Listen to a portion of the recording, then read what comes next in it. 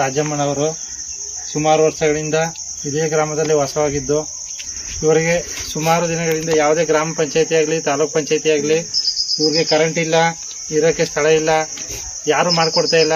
ಅದರಿಂದ ಕರುನಾಡು ಯುವ ಶಕ್ತಿ ಸಂಘಟನೆಯ ರಾಜ್ಯ ಪ್ರಧಾನದರ್ಶಿಗಳಾದ ಮುನೀರ್ ಪಾಸರ್ ಅವರು ಅವರ ಕೈಲಾದಕ್ಕಂಥ ಸಹಾಯನ ಮಾಡಿ, ಮತ್ತು ಗ್ರಾಮ ಪಂಚಾಯತಿ ಹಾಗೂ ತಾಲೂಕು ಪಂಚಾಯತಿ ಹಾಗೂ ಜಿಲ್ಲಾ ಪಂಚಾಯತಿ ಮಟ್ಟಕ್ಕೆ ಇವರ ಕಷ್ಟನೆಲ್ಲ ಹೇಳಿ ಇವರಿಗೆ ಪರಿಹಾರ ಮಾಡಿಕೊಡೋಕ್ಕೆ ಹೋರಾಟ ನಡೆಸ್ತೀನಿ ಅಂತೇಳಿ ಇವರು ಪರಿಹಾರ ಕೊಡೋಕ್ಕೆ ಬಂದಿದ್ದಾರೆ.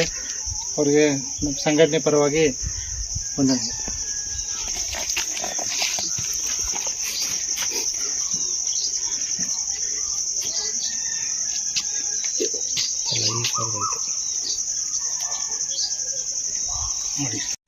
ಈ ರಾಜಮ್ಮ ಅವ್ರಿಗೆ ತುಂಬ ವರ್ಷಗಳಿಂದ ಅಂಗವಿಕಲರಾಗಿ ಎಲ್ಲೂ ಕೆಲಸ ಮಾಡೋಕ್ಕಾಯ್ತಾ ಇಲ್ಲ.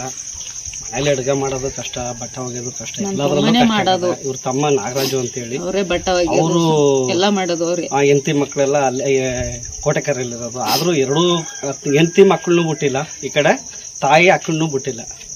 ಇಬ್ಬರನ್ನು ಎರಡು ಕಡೆನೂ ಮೇಂಟೈನ್ ಮಾಡ್ಕೊಂಡು ಪಾಪ ಕೂಲಿ ಮಾಡ್ಕೊಂಡು ಜೀವನ ಸಾಗ್ತದೆ. ಇವ್ರಿಗೆ ಮನೆಯದೊಂದು ಭಾರಿ ತೊಂದರೆ. ಮಳೆ ಬಂತು ಅಂತಂದರೆ ದೇವರೇ ಕಾಪಾಡಬೇಕು. ಎಲ್ಲ ಸೋರ್ತದ. ಅದು ಯಾವಾಗಲೂ ಕಟ್ಸಿರೋದು ಸರ್ಕಾರಿ ಮನೆನೇ. ಅದು ಇವರೇನು ಸ್ವಂತವಾಗಿ ಏನು ಕಟ್ಟಿಲ್ಲ, ಆವಾಗ ಹಿಂದೆ ಮಾಡಿರೋದು. ಅದರಿಂದ ಈಗ ಎಂತ ಪಂಚಾಯತಿಲಿ ಒಂದು ಮನೆ ಆಗಬೇಕು, ಜೊತೆಗೆ ಕರೆಂಟ್ ವ್ಯವಸ್ಥೆ ಆಗಬೇಕು.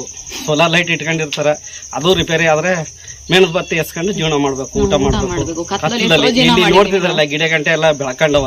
ಎಷ್ಟೊತ್ತು ವಿಷ ಜಂತುಗಳು ಪ್ರಾಣಿಗಳು ಬರ್ತಾವ ಅಂತ ಅನ್ನೋದು ಗೊತ್ತಿಲ್ಲ. ಹಾವು ಚೇಳು ಎಲ್ಲ ಬರ್ತವೆ. ಅದರಿಂದ ಇಲ್ಲಿ ಯಾರೇ ರಾಜಕಾರಣಿಗಳು ಚುನಾವಣಾ ಸಂದರ್ಭಕ್ಕೆ ಮಾತ್ರ ಅವ್ರು ಬಂದು ನೆನಪಾಯ್ತಾರೆ. ಬೇರೆ ಟೈಮಿಗೆ ಅವ್ರಿಗೆ ಯಾರೂ ನೆನಪಾಗಲ್ಲ.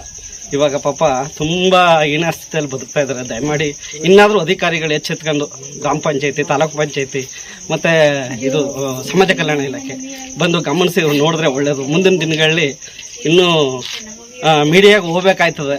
ಈಗಾಗಲೇ ಎಂಥದ್ದು ಮೀಡಿಯಾದವರೆಲ್ಲ ಬಂದು, ಆಮೇಲೆ ಸಂಘಟನೆಯವರು ನಮ್ಮ ಮುನೀರವರು, ನಾನು ಸುಮಾರು ದಿವಸದಿಂದ ಹೇಳ್ಕೊಂಡಿದ್ದೆ, ಪಾಪ ಬಂದು ಈಗಾಗಲೇ ಸಂಘಟನೆಯವರು ಕೈ ಜೋಡಿಸಿದ್ದಾರೆ. ಇವರು ಹೋರಾಟದ ಮುಖಾಂತರ ಇನ್ನು ಇವ್ರಿಗೂ ಒಂದು ಒಳ್ಳೆಯದಾಗಲಿ ಅಂತ ನಾನು ಕೇಳ್ತೇನೆ. ಗ್ರಾಮಕ್ಕೆ ತೆರಳಿದ್ದ ಸಂದರ್ಭದಲ್ಲಿ ಮುಖಂಡ ಸಿದ್ದರಾಜು, ಈಶ್ವರ್, ಅನ್ಸರ್, ನಾಗರಾಜು ಇನ್ನಿತರ ಸಂಘಟನೆ ಸದಸ್ಯರು ಹಾಜರಿದ್ದರು. ಇದಿಷ್ಟು ಈವರೆಗಿನ ಪ್ರಮುಖ ಸುದ್ದಿ. ಹೆಚ್ಚಿನ ವರದಿಗಾಗಿ ನೋಡ್ತಾ ಇರಿ ಧ್ರುವ ಟಿವಿ. ಇದು ನಿಮ್ಮ ಧ್ವನಿ.